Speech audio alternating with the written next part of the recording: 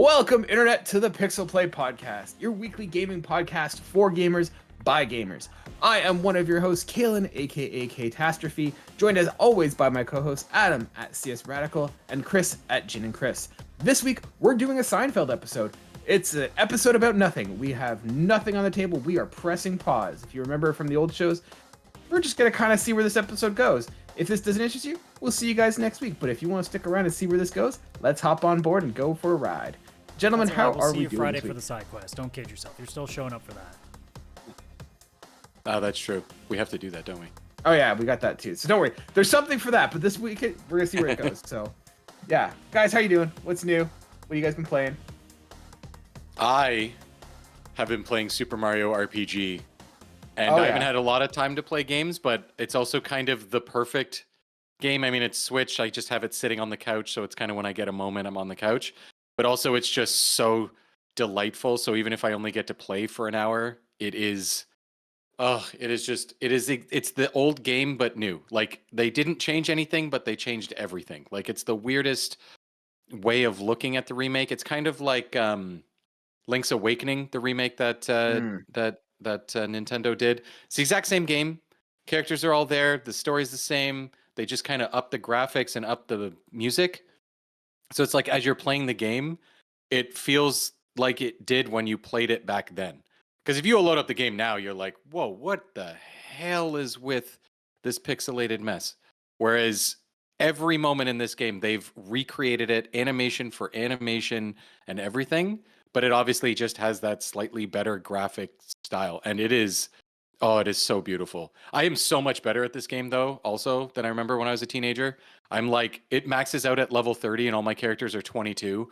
And I still have a bit to go because I grinded like twice. And by grinded, I mean I spent 5 minutes in a hallway where these shy guys just keep constantly coming into the room and you can just fight them infinitely. And I just did for like 5 minutes, and now I'm like way overpowered in the game because I spent 5 minutes. The only two places I can think of that would have been Shy Guys would have either been the Forest Maze or would have been Booster's Tower. Booster's Tower. One hallway, there's a set of stairs. Not the Shy Guys with the snippets. Yeah, whatever they are. Sniffet, yeah, whatever they are. They're like Shy Guys, but not. There's a hallway, a set of stairs that goes around, and they constantly are coming out in a line. And I was like, if I stood right here. I remember. Yeah, because I think the original SNES version had that too. I think so. And I just stood there, and it didn't take long, like 5 minutes. I was like, this is fun. I feel like just doing some battles. I can't do much more story. I have to stop playing in like 10 minutes. I don't want to get too far and stop because then I'll just keep going. And it just made me not super overpowered. I'm level 22 and there's more to go, but I definitely get hit by many enemies. You'll realize how not powerful you are. Oh yeah, that's true. I get hit by some enemies though, and it's not going to get your 100 super jumps super jumps in, so you're not going to be getting the super suit. No, I can get like maybe 20 and then I screw up. I still can't get the timing down. This game, it's like made it a bit easier. It gives you an exclamation point the very first few times you have a new weapon or anything, so you know when to tap to get the extra damage to tap in time with your attack. And I get it right those first few times. And then all of a sudden, like 10 minutes later, I can't get a single one of them. I don't know what it is. I'm going just too fast, not fast enough.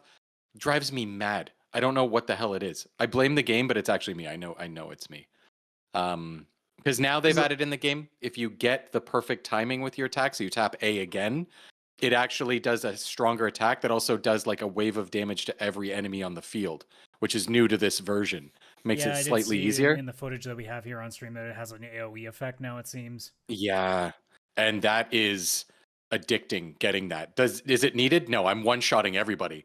But if I can get everyone out in 2 hits instead of 3, I feel like a Super Mario RPG god. The game is exactly as you remember. Very little has been changed.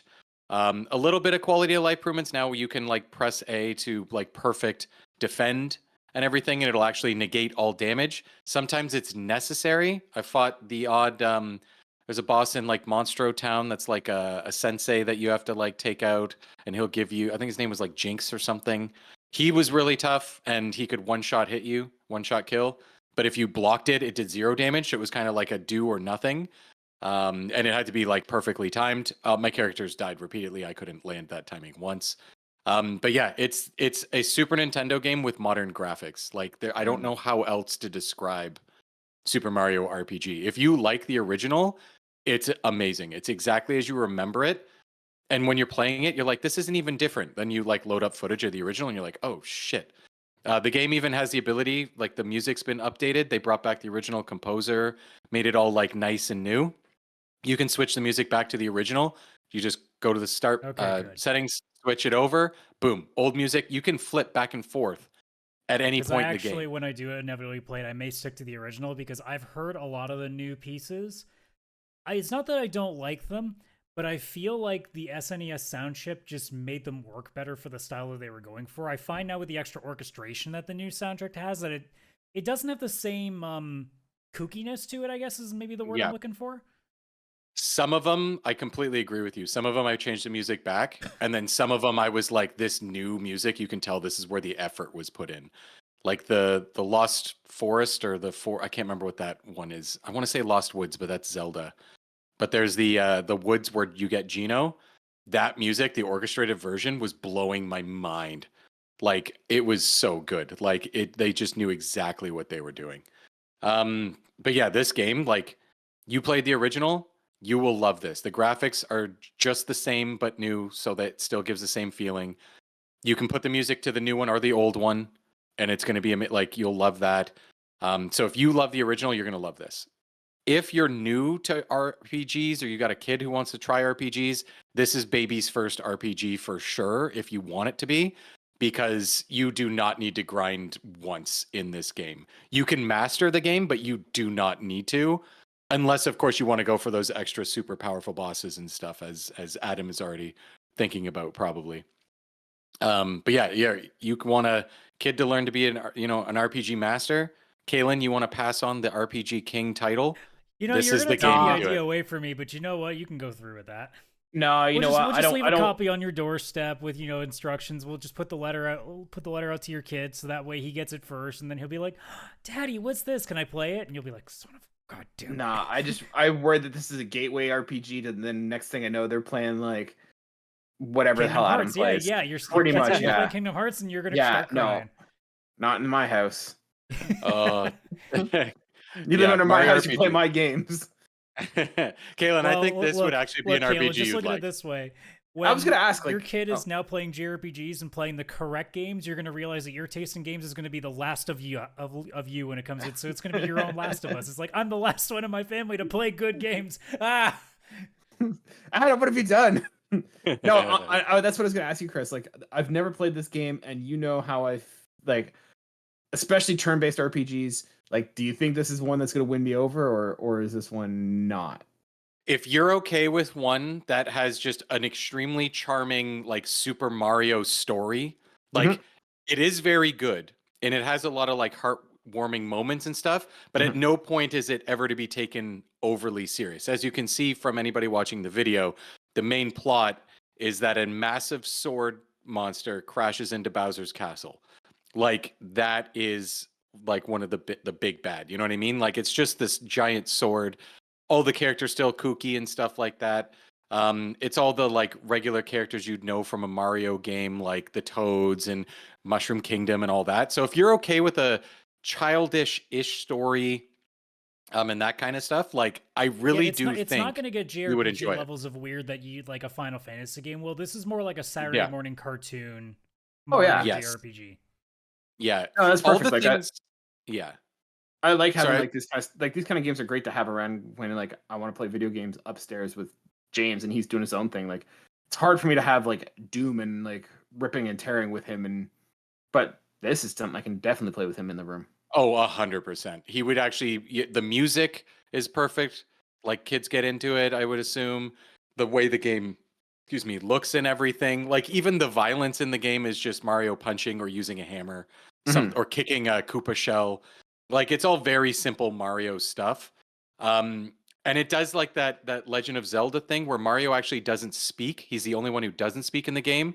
He actually does charades every single time he needs to explain a situation. And he can like spin and turn into one character and acts it out, and then he spins, turns into another character, acts it out. Like it's a very different and charming approach to the Mario world, but obviously extremely familiar too, because like you'll fight Goombas and stuff and you're in the Mushroom Kingdom, but as the game goes on, all of a sudden you're in like Mole Town and all these moles run like this mine and there's this mine there.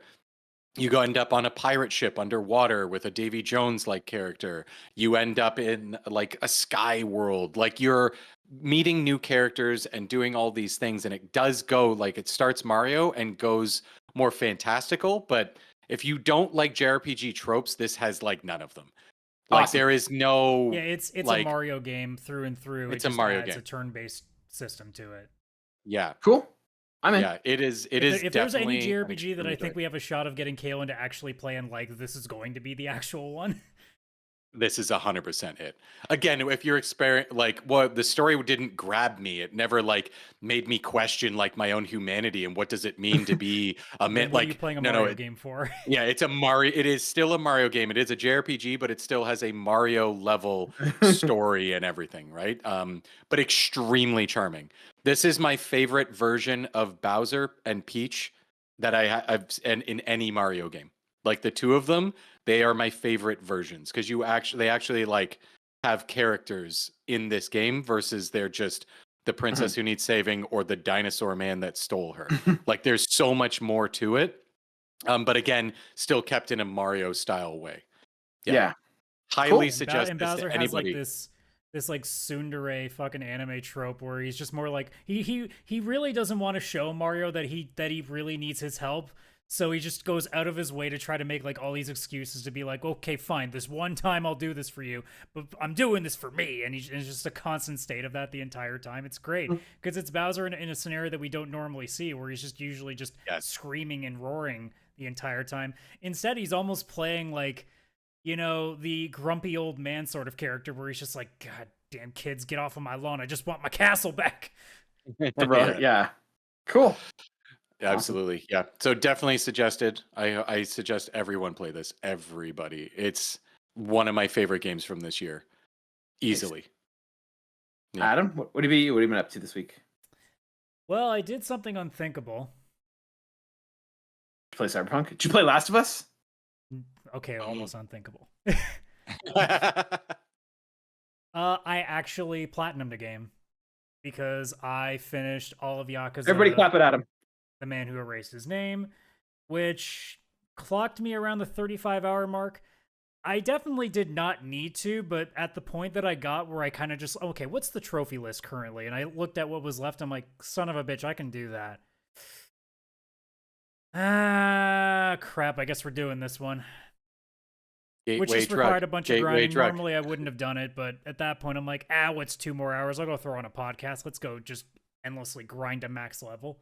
Starting. So I did it. It's starting. He's gonna be buying like My Name is Mayo just to get the platinum trophies. Yeah, that's definitely not going to happen.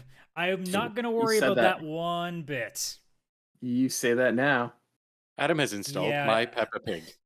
Unlike some people in this room, I actually try to finish a lot of games and not just, go, I need to get rid of my backlog, but also play all of the game and all of the achievements that no one actually gets, but because I really need this score that means absolutely nothing, but I have to still do it because I'm a sucker.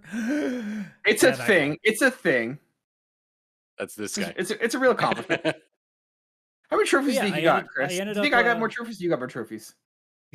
I have a shit ton. I'd have to look, but I know I have like 40 something platinums, and I didn't have a PS4, so that's a PS3 and PS5 only. That's impressive. I'm actually going to challenge you right now. Pull up your phone while I was talking. Pull up your thing. I want to see who has the more trophies and who has the more platinums.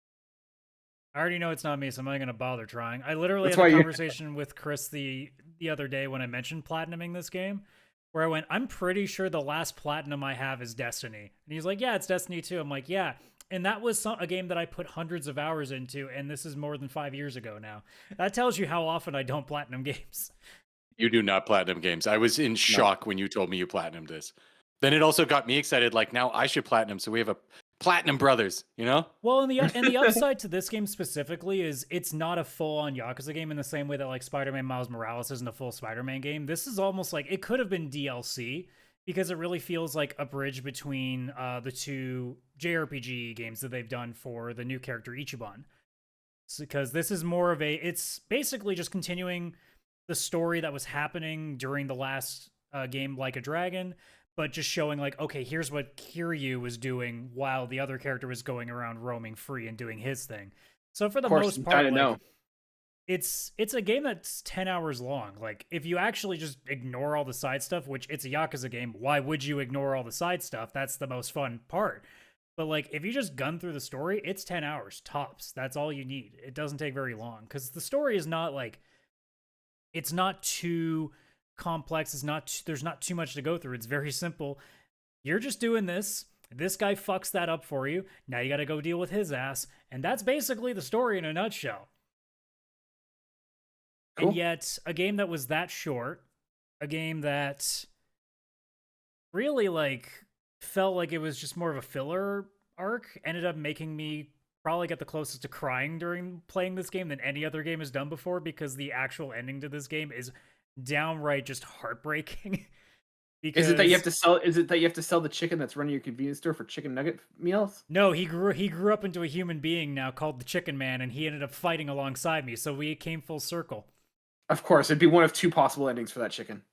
Exactly. But yeah, no, like the ending was to a point that it was like, oh wow, like we've seen people like die, we've seen people come and go from this franchise, and yet something very simple that this game does is probably the most heartbreaking thing that it did. Like, man, I was not anticipating breaking out the Near Waterworks playing this game. I thought I was just gonna get like, okay, here's some cool extra like bonus round shit, and by the end of the game, I'm like, oh.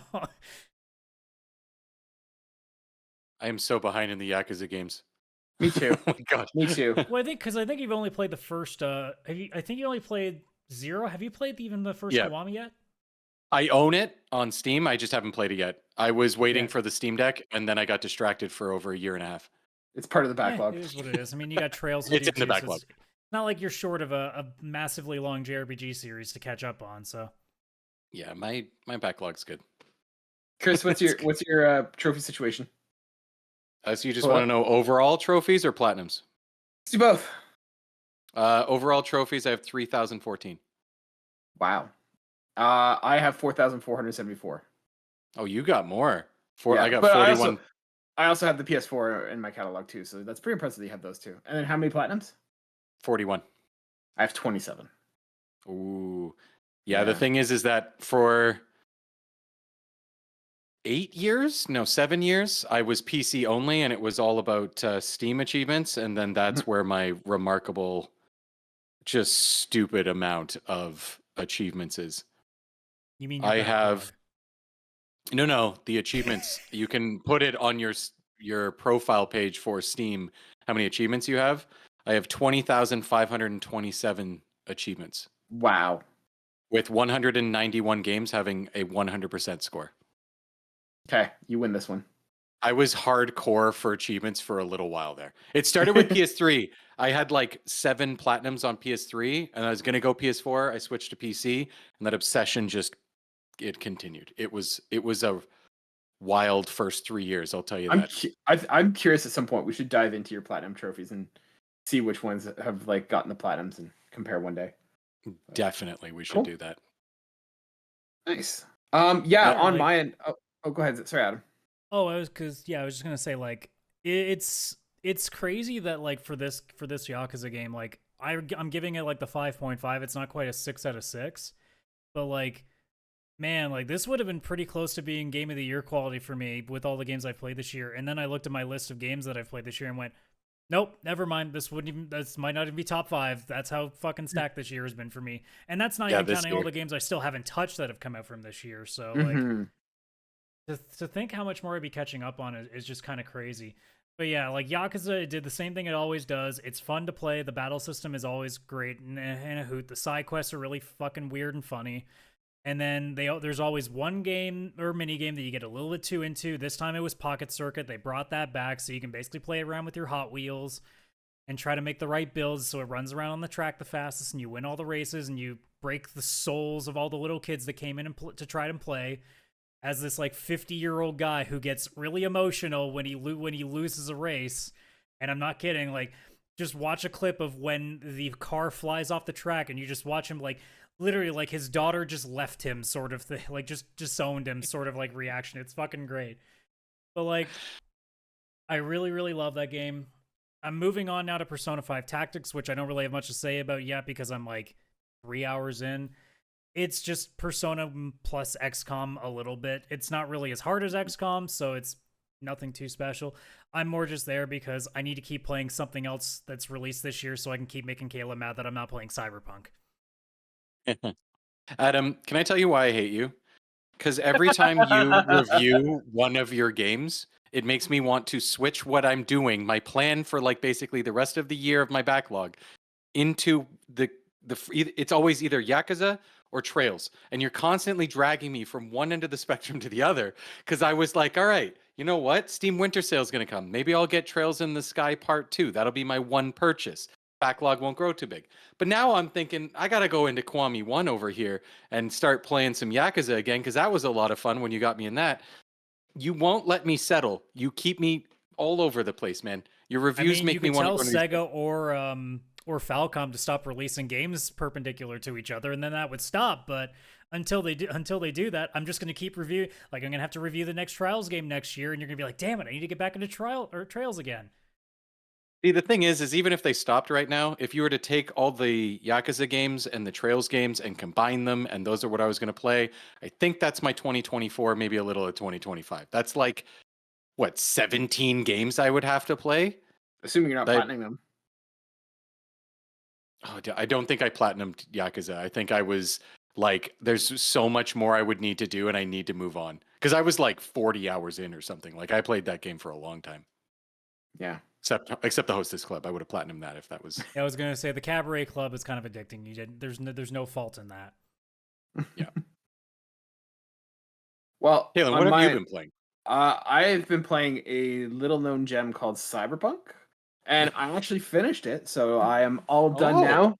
I finished Phantom Liberty. What a DLC that was! Once again, CD Projekt Red just hitting it out of the park in terms of DLC content. It's a weird, like, good DLC. Like, I really like it. It has very much a spy espionage kind of like story. I absolutely love it. I love the characters. Idris Elba was awesome in it. All the characters there were interesting. Like, I just was living in that world. Like, they'd be like, hey, wait 2 days to hear back from this person. And I'd be like, I could skip time. And I'm like, nah, I'm going to go do gigs. I'm going to go like do stuff. And it was awesome. It had twists, and like, you don't know who to side with, like who's betraying you, who's legit, who's honest. Like, you don't know who to trust in this game. And it has that very much like a Cold War-esque style spy feel to it, and I absolutely loved it. And I kept like being like, oh man, who am I gonna side with? Like, who am I gonna partner with? Who do I trust? Who don't I trust? And who's using me? Who's not? And just loved it the entire time. I ended up unlocking a secret bonus ending to the game. Like, there's a way that you can actually finish the game through the DLC. And I've already finished it before, and I've got in my head canonical end to the story, but it was kind of neat to just the decisions I made ended up triggering a whole new like roll credits final scene of the game. And I wasn't thrilled by it. It was interesting how it worked out. It was cool to see it, but I didn't love it as much as my canonical ending. But it was great. I absolutely loved it. For $40, I think I ended up spending like maybe 15 hours or so with it. And I was also doing some of the gigs and side quests from the original game that I never finished up. But I loved it. I got lost in the world. It was absolutely fantastic, and I cannot wait for more Cyberpunk. So, not that Adam's ever going to play it, but highly recommend it. Look, maybe next year. Maybe. Other than that, I'll play 2 hours every year just for you. Oh, I appreciate it. I also started a new game. We downloaded from the PlayStation Extras. On Saturday, my son was homesick. We downloaded a game, so we were playing Paw Patrol on a Roll. Yeah. Oh yeah. Oh, yeah. What a banger that is. For that now. Yeah, go get it. Go get it. It's so funny. It was actually, What's the full title again? Sorry. Paw Patrol on a Roll. All right. I love how Kaylan was before saying like, "Oh, Adams, you're gonna download those easy games to get those trophies now." Kaylan's using his kid as an excuse that he got Paw Patrol because it's a 15-minute platinum. So honestly, like it's a very basic game. It's Paw Patrol. If you don't know Paw Patrol, lucky you. But you play as different Paw Patrollers going on missions, and they're all like kid-friendly missions. Go rescue. Like I think we were rescuing some ducks who fell into a pond that was too deep, so we had to fill it up with water. Dude, nail biting stuff, I tell you. But like it was fun, kid-friendly, and like it's a very basic platformer. Like get from point A to point B, jump through the platforms. I don't think there's. I mean, for the few levels we played, there's no actual. Yeah, there we go. You see rescuing the ducks. There's no actual like risks. There's nothing that's gonna kill you or fail you in your end state. Like it's just a matter of getting from point A to point B. But it was actually good. Like my son was really good about like playing it, and like he was doing it all by himself. Like he understood like he had to like jump and move across, and was for the most part doing it. Like I had to sit there and help him once in a while, but yeah, he was actually doing it pretty well, and he enjoyed it. So yeah, did that. And then we're gonna be probably booting up Spider-Man this week and getting into that, so I'm very excited. But speaking of kid games, there's one that came out and I'm so desperate to like actually play it. I mean to get it for it is damn right it's Bluey.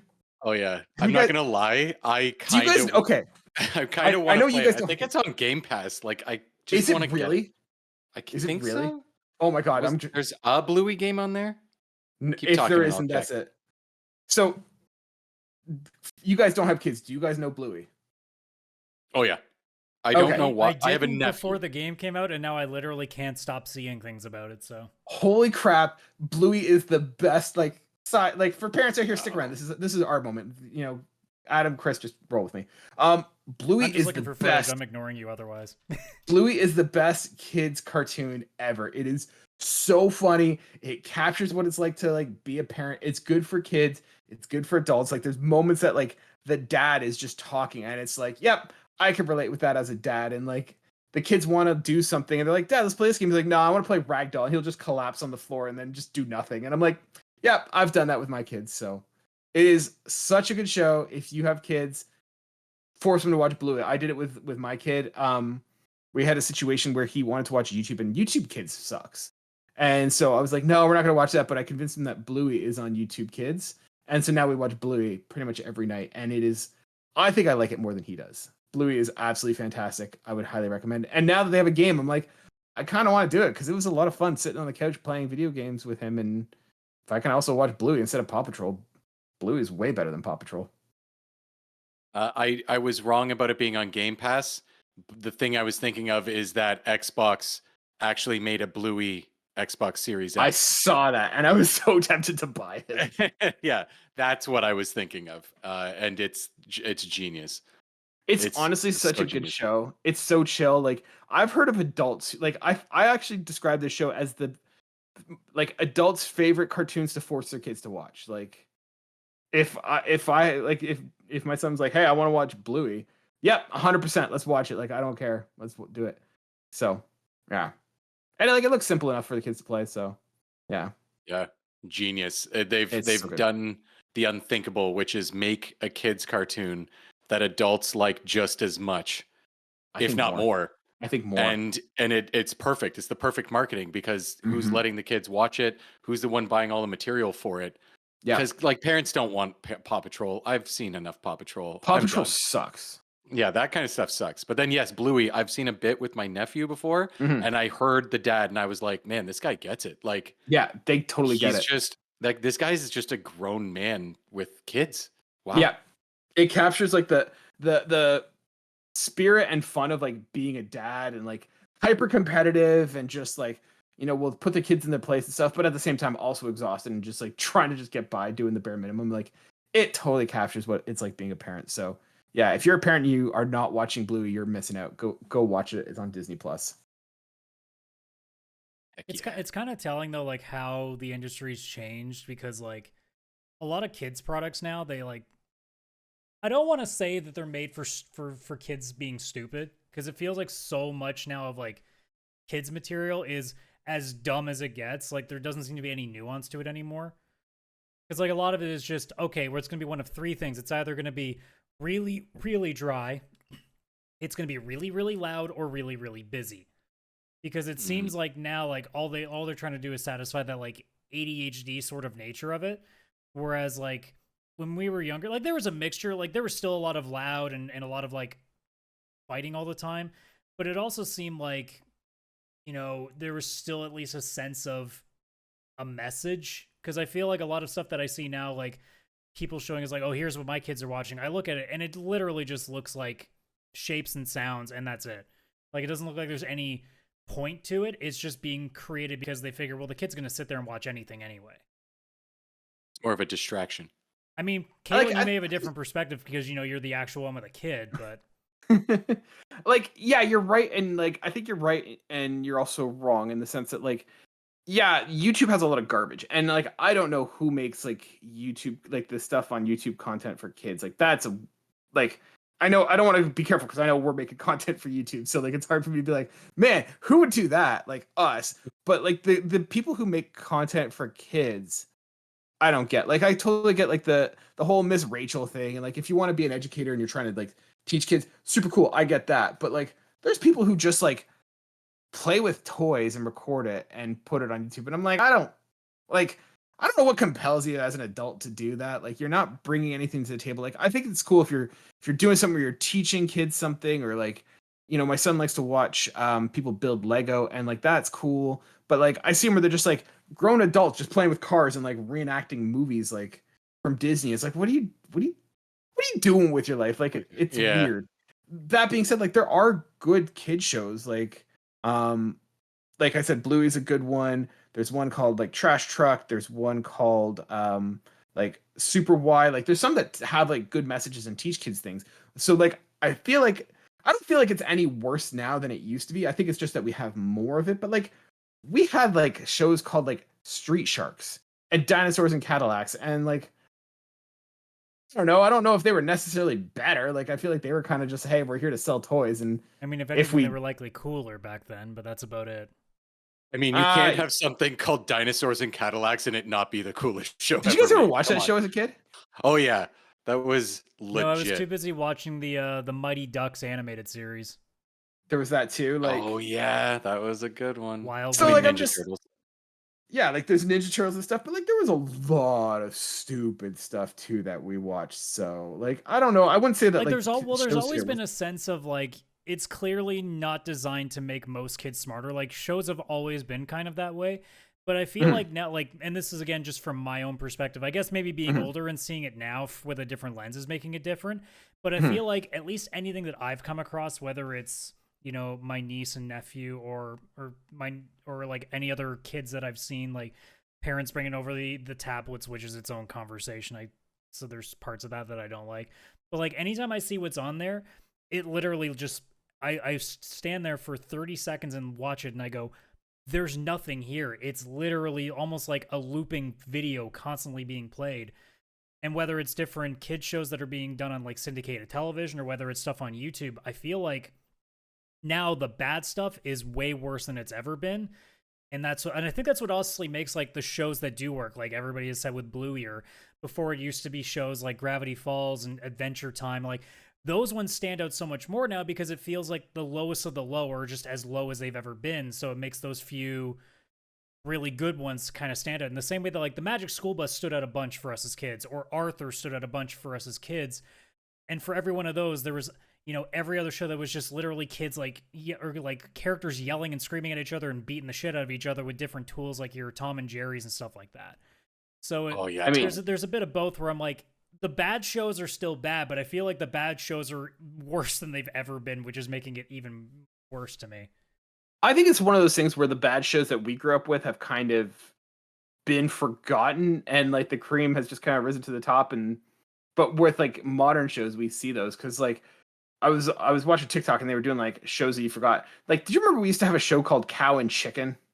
Yep. Hell yeah, I remember Cow and Chicken. Yeah, like I think that's just like that's the argument of like garbage show that has no intellectual value at all. And like I think the biggest change though is because of YouTube. Like now the low bar has gotten lower than it's ever been because we obviously have seen how things have evolved, that literally content has just devolved into, let's not actually make anything of any interest. Let's just put a bunch of things on screen. Apparently that's all that's required. And if you like that, be sure to subscribe to PixelPlay Podcast at youtube.com. Malware of YouTube. We're not that. Come on, guys. No. Yeah. No. But like, No. So like, I'm like, I look at it and I'm like, I kind of want to get the Paw Patrol game. I might get it for him for Christmas. You mean the Bluey game? Bluey game. Yeah. That's what did I say? Do it. Paw Patrol. Paw Patrol. Oh yeah, no, I'm not doing that. I already got that. I'm good. I might get the I Bluey already game. got that. That's good. another one of those things. Like again, and it shows like that I go, okay, I get why it's popular, and the reason why it's popular is because it's shoved down our throat because there's nothing redeeming about it. It's one of those that it's like there's always those couple of kids shows that you're like, there's nothing good about this. It's just because it's literally put on every store shelf that it's being made famous. I honestly like. I have no idea what's going on in Paw Patrol. Paw Patrol to me is the weirdest show there is. Like, I was talking with some dads and we were just like, this is the weirdest show. Like, have you guys both seen episodes before? I have. Okay. So for those of you who don't know, basically they live in this like weird coastal town and all the emergency services have been outsourced to this 13-year-old boy who then has somehow trained and funds a whole operation run by puppies. Makes sense. Yeah, you with me so far? Now here's where it gets crazy. You're like, oh man, that's a weird way of running a town. Yeah, you know who's running this town? It's this woman who is the mayor, and her, like, what would be the term? Like vice mayor or whatever is a chicken that she carries around with her. Now here's the question I have, and I was talking with the other dads, and I'm like, was it her support chicken, like her emotional support animal chicken that just, they're like, she's the mayor, so this is obviously going to be our second in command. You know, should something happen to this woman, the best alternative we have is a chicken. Or did they elect a chicken and that just became her social support animal? I don't know. And then someone's like, yeah, games. I trust a chicken with a lot of things. You know, you made a comparison that Paw Patrol and Yakuza are very similar, and that did not help your case at all for getting me to play Yakuza. I wasn't trying to get you. I've already got this sucker, and I've already done one half of it. That's already 50%. I'm good with that. That's a passing grade. Now, here's the other thing, because I was making that comment, and they're like, yeah, but if you thought about the villain of the show is this guy who's called Mayor Humdinger. He's from a different town. And you're like, oh, okay, so he's a rival mayor. No one's ever seen the place that he's from, and he lives in a cave at the beach. So it's like, is he just a bum who just thinks he's a mayor and is delusional? So it raises a whole bunch of questions of what's going on in this town, and it is weird. So he also has a lot of cats, and cats are apparently evil. Uh-huh. I know cats and dogs. I don't think cats are evil. I think cats are more like Bluey's dad. They just kind of get certain things. I don't know. They know what they want in life. They know what they want. You know, that's it. Yeah. Yeah, that This show is is the weird. PixelPlay Podcast where we specifically talk about kid shows. Hi, everybody. We said this was the nothing episode. It could be about anything. This is why people are sticking around. They don't know what's going to come up. Are we going to talk geopolitics? Maybe. Economic, turmoil? Maybe. Are we going to talk about let's kitchens? be honest. Maybe. None of us are smart enough for this shit. That's why we're talking about kid shows right now. Yeah, that's why we're debating how well written Paw Patrol is. Lean into your strengths, plot guys. Lean into your strengths. Because I mean, you take the flip side, honestly. Like when it comes to games, like it's also so much different now because, every game back when we were kids might as well have been a kids game because that's apparently who the target audience was at all for every single game company. Whereas now we've grown up and we're now still the target audience. So it's just now that we get all these darker games. It's not like there weren't dark games before, but like obviously we found that out pretty quickly when games like Phasmagoria, or like obviously the original Mortal Kombat, or you had like Clock Tower, Doom. like games like those, or like Night Trap. Night Trap was a big deal when that came out. It's that was what a seriously dangerous game was.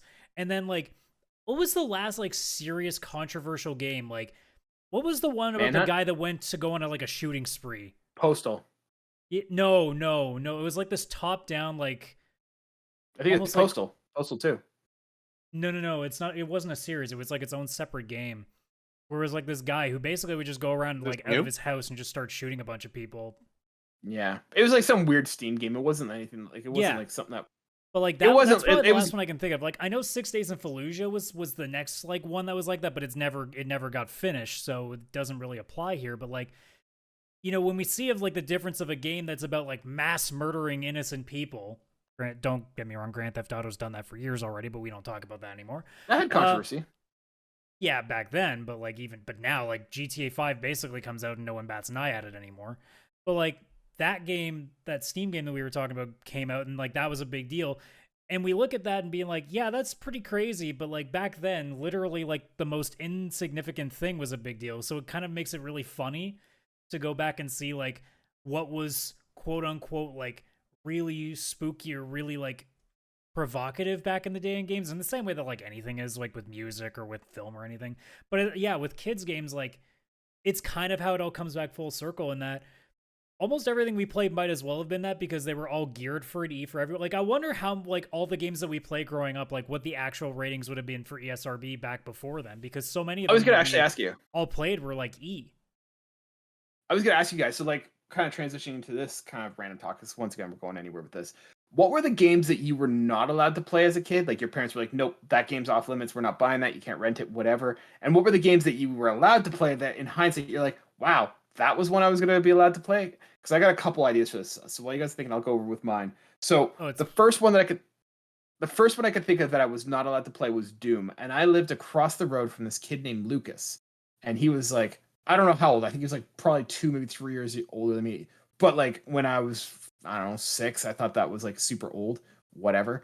And he had a computer in his room. I don't know. This was like the early 90s. So I don't know what his parents were doing or whatever, if they were going through a divorce or whatever. But we were at his house and he had Doom, and I was not allowed to play Doom, but I would always go up to his house. We'd go into his room and we'd play Doom. And he's like, you're too young to play this game because it's violent. So just sit there and watch while I play. Like that was somehow better. That was one I was not allowed to play. The other one that was big for me that my parents were like, no, was Conker's Bad Fur Day. That was another one that was very much, nope, not allowed to play that. But in hindsight, here's the game I was allowed to play. I was allowed to play the South Park N64 game.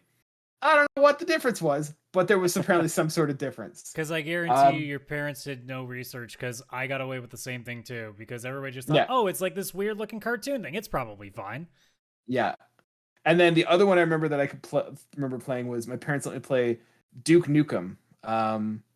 The popular one. I forget what it's called. Like, is it? You know the one I'm talking. The only Duke Nukem that we all played. And I remember it was Forever. like, thank you, that's the one. And no, wait, that's not the one, is it? I know it was the joke. Damn it! You got him. You threw me off. I'm on a roll here. But like, I remember, like, I only played like the first 2 episodes, and I remember that like the first episode, like the first level, you can like go to a strip club and watch a dirty movie in the strip club. Or no, the dirty movie was at the theater. You could watch that, and I was like, I'm surprised that was allowed to get past my parents. And you're like, oh, but Kaylan, your parents don't know what they're talking about. They're like, it's a computer game. No, my mom worked for a computer department. She was an IT person, and I somehow got away with this. And then the second level, I remember, you can go to a strip club and tip the dancers. So chaotic what I was allowed to play and what I wasn't allowed to play, because it was also like Mortal Kombat. Super cool. Go for it. Like, just the amount of inconsistency of what was and wasn't allowed to be played at my house is just mind-boggling. It's funny because for me growing up, I don't think my parents kind of really understood, because my dad, he loved things like RoboCop and all these like pretty violent things that he let me watch with him from a very young age. For me, it was never that I couldn't play something. It's that the money was limited on what we would buy. So it's like Christmas, you get a game, your birthday, you get a game. And like, that's it. Or like maybe there's another game because it's on sale and we're on Toys R Us or something like that. So when I was young, I had on NES the original RoboCop game, which was way too violent for me and way too hard.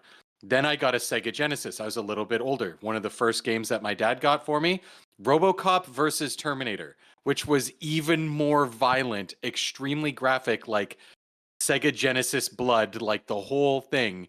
And again, the game was way too hard. I don't know if it'd be easier now for me to play.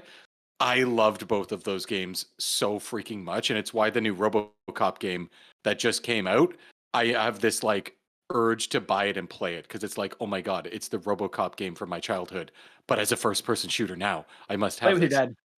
Yeah, I should take it and go play with my dad. So yeah, like I was allowed to do all that, and you can just tell my mom had no idea, because when I was much older, but still only a teenager, I wanted San Andreas, Grand Theft Auto San Andreas. And I wasn't 18 or whatever, so I was with my mom in the mall, and I was like, oh, Mom, there's this game I want to buy, but I need you with me. And she was like, I don't understand why. I was like, it's fine. You'll see when we get there.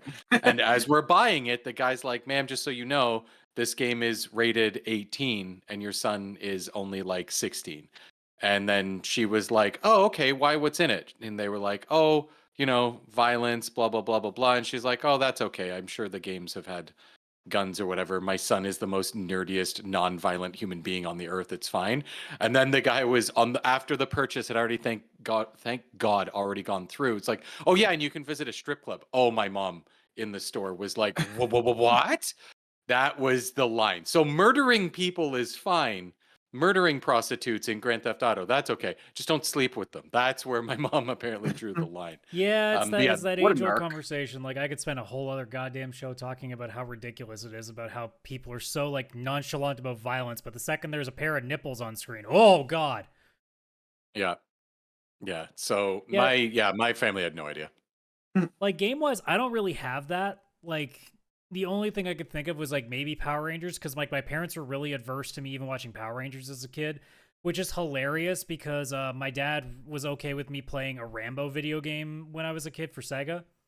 And also, he was big into pro wrestling, so we would watch pro wrestling tapes all the time, which is, guys, still not actually kicking the shit out of each other, but it's real people making it look like they're kicking the shit out of each other. I think everybody knew pretty easily that Power Rangers was not really happening, because I don't think when you hit somebody with a sword, they suddenly blow up into this pile of sparks every single time. Oh, I loved it. Yeah, you got like Oh, yeah. Voltron fighting like something made out of clay, and the thing made of clay is giving off sparks. I'm like, yeah, that's how electricity works. Like, I really tried to, like, at one point in my brain, try to work out, like, why that was not okay. And the only reason I can figure is there must have been some fucking story on the news or at one point of, like, a kid fucking beating the shit out of one of his friends, pretending to be Power Rangers. And then my brain went, there's no way that story wouldn't have also come out with somebody pretending to be Macho Man Randy Savage and giving somebody the elbow drop and then fucking, like, crushing somebody's ribs or something. So, like, I have no idea. My parents have the weirdest fucking double standards for everything. Because, of course, my parents did not like the fact that I was a big gamer, and still aren't, all to this day. But, of course, like, what do my parents do when they're at home? They just sit and watch movies. Or my dad used to be really into playing Poker Stars back when that was a thing. So, like, they all do their thing too. But it's always the case of, like, with a lot of parents, and I'm sure all three of us have kind of seen this with our own, it's if they don't get it, they tend not to want to deal with it. I'm going to let you in on a... Go ahead, Adam. Go ahead, Chris. I was just saying my favorite line from my dad is, if I had put all the hours I put into video games into lawyer school, I'd be the best lawyer. And that's his favorite line to this day. Like, I'm 40 freaking years old. To which I would say that's adorable that you think that I would last long enough in a law school to want to stick with that. Because, like, my dad was always like, oh, why don't you take up a trade or something? I'm like, I did. I tried in high school. We had wood shop in grade 9, and I also had to take a bit of auto. They're both fucking boring. Sorry, not my thing. It's like, well, maybe you should try something else. Do you not just get the fact that maybe that's not my fucking, like, interests? Like, I don't know if it's a shocking thing to some people, but not everybody's into hammering nails into deck boards. Not everybody's into that. Like, car mechanics, like, not every simulator. girl's into, like, baking cookies. Like, I know it's a shock to some people out there, but... Well, I think it's just, like... It's also, like, like, you're comparing apples to oranges in the sense of, like, at the end of it, I'm not playing video games when I'm got, like, tons of... It's at the end of the day when I'm exhausted. I'm not at the end of the day being like, man, I'm exhausted. I'm going to bust out that law degree work I've been working on. Like, hey, I'm going to go, like, build a deck. No, I'm tired. I'm going to sit and veg. I'm doing this study to for the bar. Yeah, whatever. Think about the kind of stuff that people have I'll done. go Like, study. again, like, I'm straight edge, so, like, not going to the bar, like, as you go, if you go to a bar and you see, like, just a couple of guys just lonely sitting there, like, that's what they're doing to take the edge off. What did I do? I fucking boot up JRPGs and play really shitty games. Like, that's what I do. It's hard to guess, like, which one's worse. To me, it's like, what's the difference, right? Yeah. Just play car mechanics simulator. One is depressing. One is depressing and lonely, and the other one has you drinking at a bar.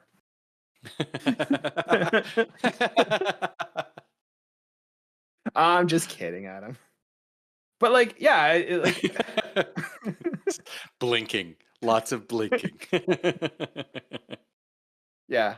No, it's just like, I'm gonna let you go in on a secret when you're like, hey, my parents are inconsistent. Here's what it is. It's a graph of how guilty do I feel as a parent and how much energy do I have.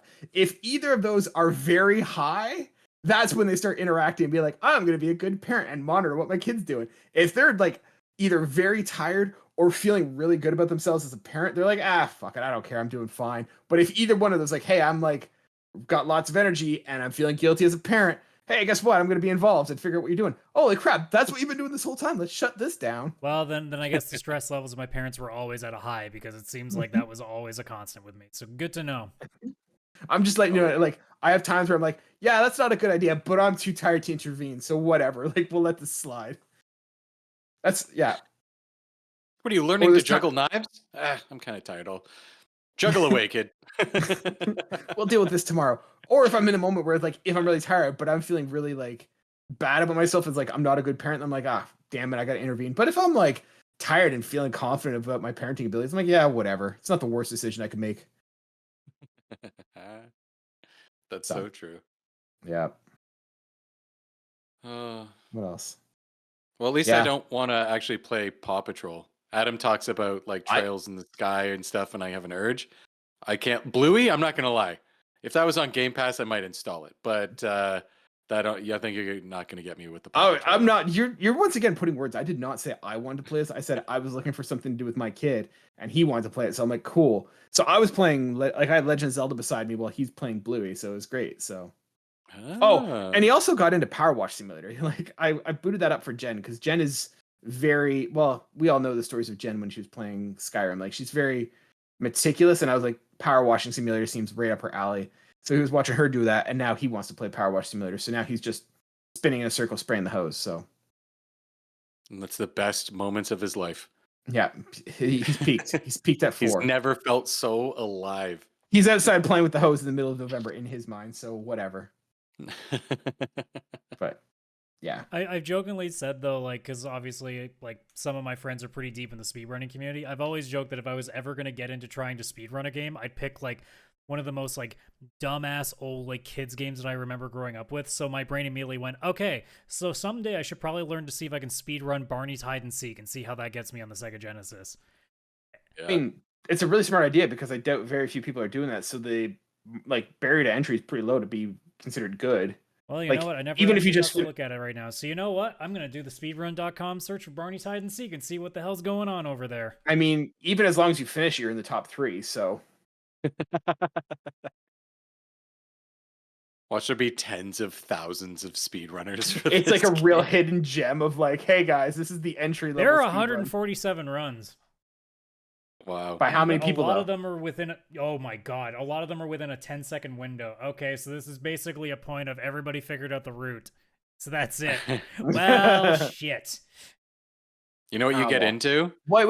What's Paw Patrol on a roll? So see that one. All right, fine. Maybe the problem is that game's been around long enough. This one's fresh. Well, yeah, that's a Sega Genesis game that can be beaten in 5 minutes. Of course, it's fine. Let's see. There are 15 entries on there. The fastest time is 1 hour, 52 minutes. I mean, in 2 hours, you can become a top 20, speedrun player. Yeah, but then I want to kill myself. At least with the Barney game, it's 4 minutes of my time. You know what you speedrun? The Where's Waldo game on Sega Genesis. It had 3 levels, and it was always the same. So once you figure out where Waldo is, it's just a matter of clicking 3 times and you're done that game. So really, they really just took like a JPEG and just put 3 and to call it like. Good work, boys. Background music. There was also background music. So there are over 100 entries on that one. Only one person has done sub 2 minutes. Everybody else is stuck in the 3 minutes. Losers. No, that's so long. So like 1 minute 59. God, that's just waiting for the cursor to move. Like you're holding the D-pad to move the cursor. Like I know where Waldo is. Just get there. Yeah, someone should check that person's stream to see if he was using like a turbo option that it was like 0.0001% faster, so he could just get over that limit. He just modded a touchscreen and just went boop. There you go, done. Yeah, he figured it. He did the mouse and keyboard setup. Click, click, click. It's one of those things. I can't believe I own that game. I've always thought about like trying to speedrun something, and then every time I think about it, my brain goes, Yeah, but then I'm gonna have to play a game like over and over and over, and I generally You don't do that that with all the Trails. games. You do that Trails. I've played them twice. Yeah, but you played like 7 of them. Yes. Your current But speed run is 300 hours. Okay, start again and see if you can beat that time.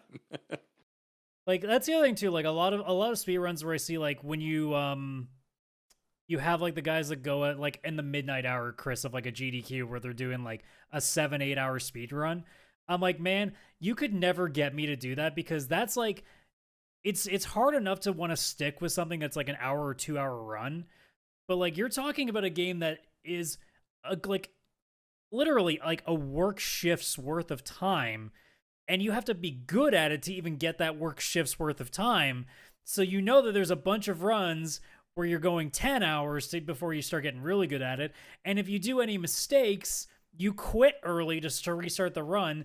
And it might be like 20, 30 minutes in. Well, there goes a half an hour of your day that you just lost. Like, I can't imagine doing that. That's why if I was ever going to pick one, it's got to be like a sub 30-minute game because there's no goddamn way I'm suddenly playing a game and then 45 minutes in going, nope, this run's lost, and just restarting. Like, that just sounds like a nightmare of a time for me. Like I think 7 hours I in. give a lot of props to speedrunners for that, but at the same time, I'm like, man, I don't love anything enough to do it that many times. That's what she said. I It was right not there. actually expecting it. I It was wasn't right expecting there. I it. had to. Normally I expect that, but I wasn't expecting it that time. The fastest game I ever beat is I beat Far Cry 4 in 5 minutes. Was Wow. that doing Oh, the right. secret ending though, where you just stand there? Don't take it away from me. Don't take it away Don't from me. take It it away still from counts. I was like, you're full of shit. You didn't beat it. The game was like, fuck it. Let's It go counts. shoot some guns. I rolled credits. It counts. I tried to speedrun a couple indie games I remember on Steam, and it was because of an achievement. Like the game Braid, like everybody remembers Braid, like one of the first big indie games back in the day. And I think it had a speedrun achievement, and I was trying like a few times, and my anxiety could just not let me complete that. So that's like one of those games I have everything but one achievement in, because there's no way I could beat it under the time. It was like beating the game, perfect puzzles, perfect every single time. Couldn't do it. I hate those bullshit trophies. Yeah, do not like those. What was so, Chris? Because I know you play a lot. You did a lot of trophy hunting. What are the 2 trophies? One trophy that like you tried to do and you're like, this is too bullshit. I quit. And it could be the Braid one. And what was one that was so bullshit, but you're like, I'm sticking through this and getting it anyways? What are the 2 that like haunt you? So the most recent one I can think of that was too bullshit, Jedi Survivor. I'm missing 2 trophies. One of them is beating all the Jedi trials. And like I did all but the last 2 because it was like these pixel perfect jumps of like using the force and then wall jump off this and that and this and that, but there's no ground. So it's just this constant like jumping, and it was bullshit. I tried for like an hour, and I'm like, I am almost 40 years old, and I do not need to do this for a trophy. One I did stick with was actually one of JRPG Tales of Grace's F on PS3. Took me 200 something hours to get all the trophies in that game because you have to beat it like 3 times in a row just to get max level. And like on your 3rd time, it finally unlocks a super secret final dungeon, and you have to use every ability a certain amount of times. It took me 3 runs of that game, and I did it. I was so obsessed with that game though. So I minded but didn't mind. You know what I mean? It's like something you enjoy, but it hits that moment where you're like, I'm not enjoying myself anymore, but 1 more hour. And like you do that every day for a month. Yeah, that was me. Yeah. I don't even remember. It was just a platinum. Yeah. Here's my hot take. Achievements or trophies should not ever include New Game Plus material. You should be able to do all achievements or trophies in one playthrough. Yeah. 100%. I agree with that. Oh, I hate the fact that you have to play Miles Morales like basically all over again to get the platinum. That was BS. I did do that one, but I knew that I could. Yeah, I like sped through just the main missions, and I beat the game in like 4 hours. I was like, this is a lot shorter than if you actually just like I ain't got time for the main cheaper. mission.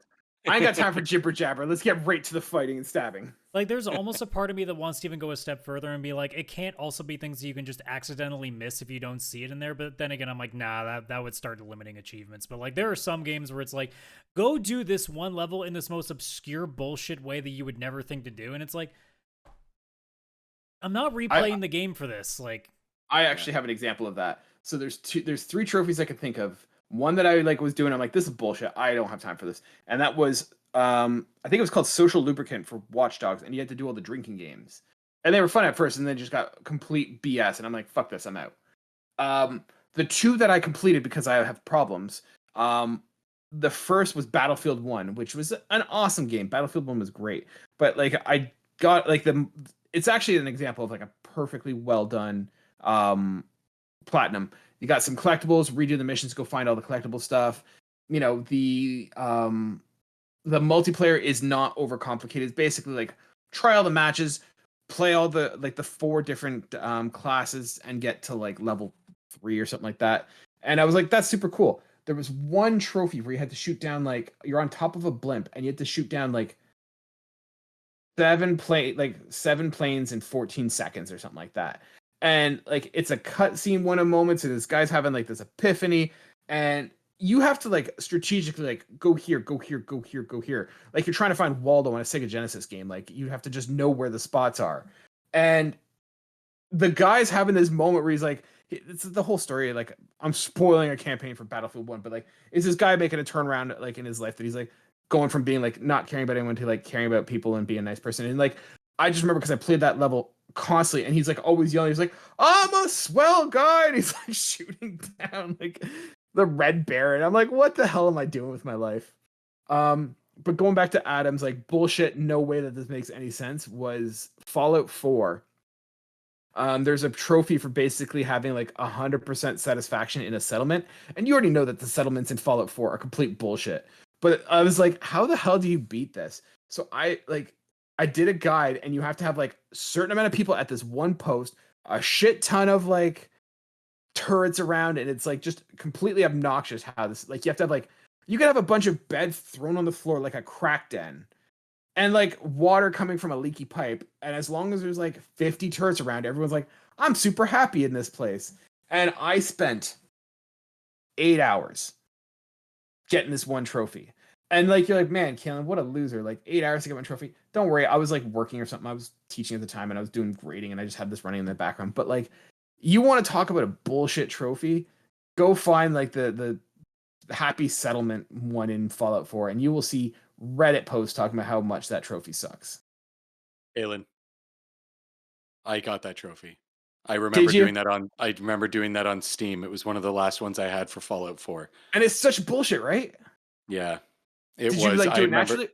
Or did you No, I followed a guide, and it was, my settlement looked like a crack den. Like there was just crap everywhere to keep everyone's happiness up, because it went by like the items, not actually the way it looks or it being a good settlement. Just like there's enough turrets like where you can barely walk, and there's just beds everywhere. It's definitely one like, of those achievements that they didn't play test. No, they did not. No, like basically, like Chris is totally right. Like it looks like a crack den, and you have enough turrets that it looks like the demilitarized zone of Korea. Like it's crazy. Yeah, I remember getting that.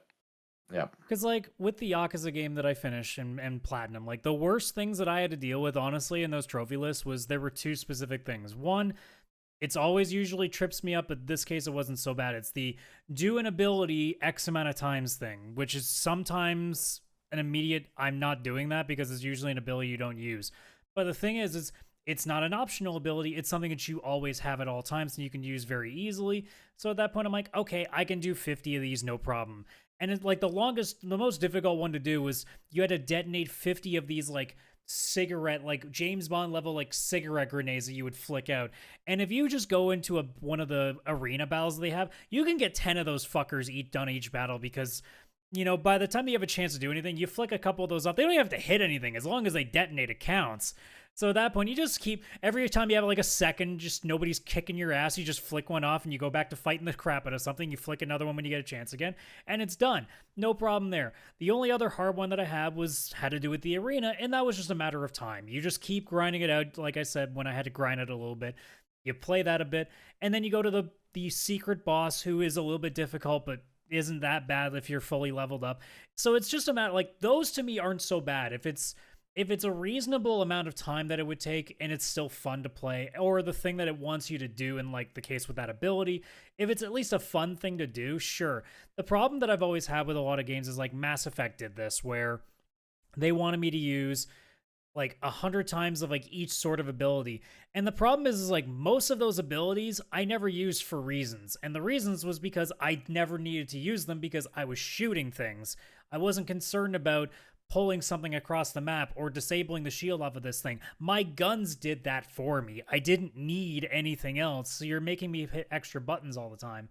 And sometimes too, like, you'd have to replay the game to play as a different class type so you could use those abilities more freely. So it's just a case of like, with a lot of achievements, I just find that, I guess platinuming in a way is more designed for people that are going to spend a lot more time with the game anyway, but I think people would be a lot more approachable to these things if 100%ing the game did not require hundreds of hours and like 7 playthroughs.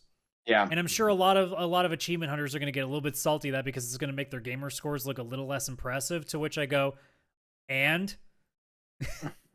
Yeah, no, I completely agree with you. As somebody who, for the most part, goes for achievements and trophies, I don't always do it. My trick is when I get a game, I check out true achievements if it's Xbox or Steam or PlayStation trophies, and I look at the roadmap. There's a trophy roadmap or whatever it's called. It shows you out of 10 how difficulty is it to get the platinum, how many achievements are there, are any of them missable, are any of them attached to difficulty, and are any attached to New Game Plus.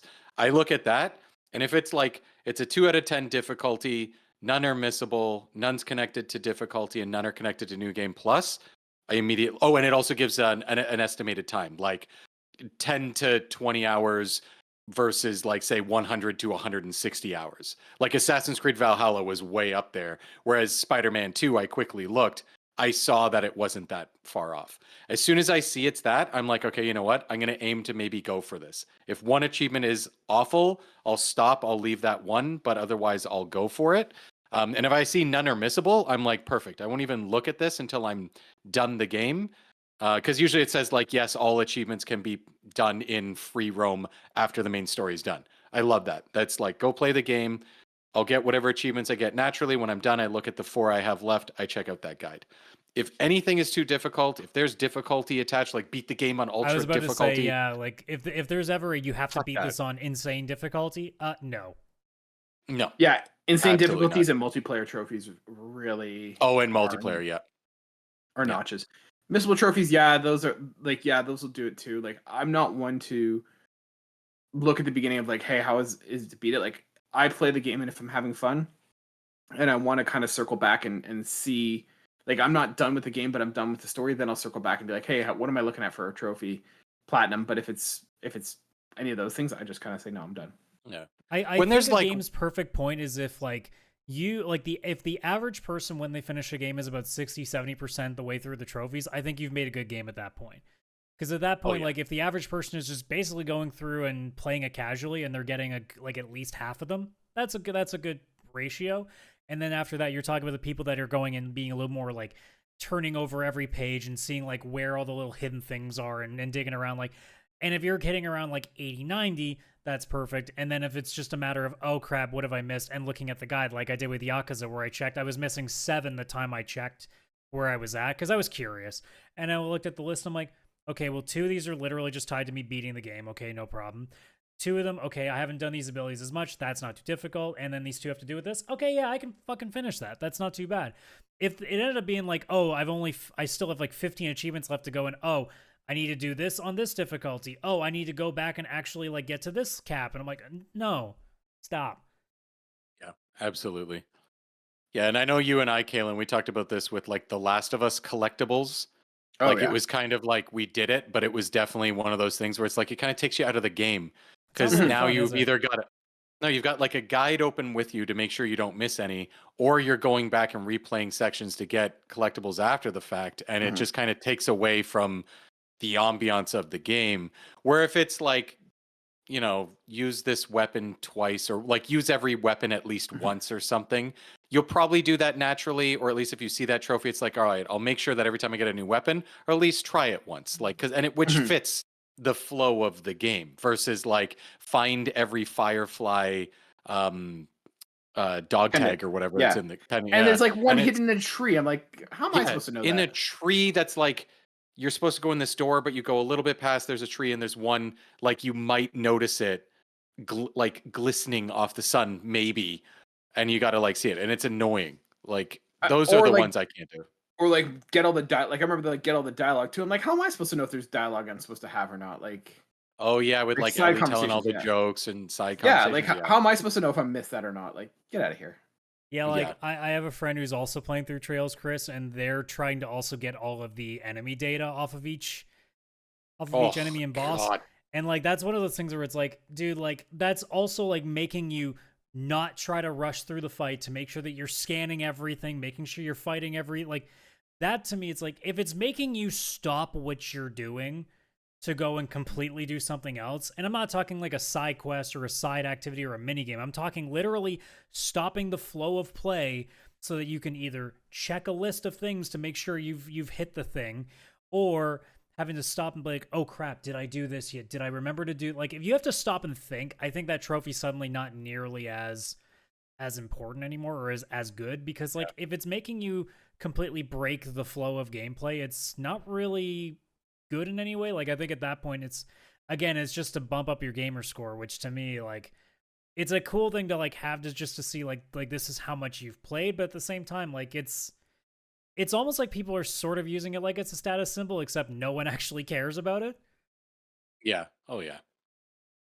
Yeah, I'd like when achievements or something like it's a JRPG, perfect example, and they have like each character has an ultimate weapon you can get from a side quest, and then each ultimate weapon has a trophy. It makes sense. It's actually in the Yeah. game, and it's an extra thing. Cool. It's there. You go get everybody's weapon. You get an achievement every time you find their secret weapon. I get it. There's like a developer's room or a secret Easter egg room in The Last of Us. Like if you go in the one house, they've designed it and it's a pure Easter egg, and you get the achievement if you find that room. That's not something that happened. I'm just saying if they I was had gonna say, that, like, I don't remember that. yeah, like I'm saying that would be cool because there's a reason to find it, Mhm. and it's only one trophy or achievement. So it's like, oh, there was a secret room that had like Ratchet and Clank in it. No shit, I gotta go see this. Like whatever, who knows? I'm fine with that. But yeah, as soon as you have to stop the gameplay and actually like redesign what you're doing and Like find a whole IGN new has path of what checklists to for do. this thing. That's when we know there's a problem, when you have to have checklists. Yeah. Yeah, for sure. Yeah. Trophies and achievements. The solution to and the cause of all of life's problems. Speaking of achievements and trophies, if you want to get an achievement with us, hit that like and subscribe if you like what you hear. If you want to hear more, we post this episode every Wednesday at 12 p.m. Eastern Standard Time, wherever you get your podcasts or on Spotify, YouTube. I'm sorry, I'm dealing with a cold and my ear has just swelled up and started ringing, so I'm really like trying to figure this out as I go. Yeah, you know the whole rigmarole. Find us there, Linktree, whatever. Find us on the other podcasts. I do all the social stuff there. You can find it there. On Fridays, we also post side quests on YouTube. Check it out Fridays at 5. That's it. Bye, guys. I'm done.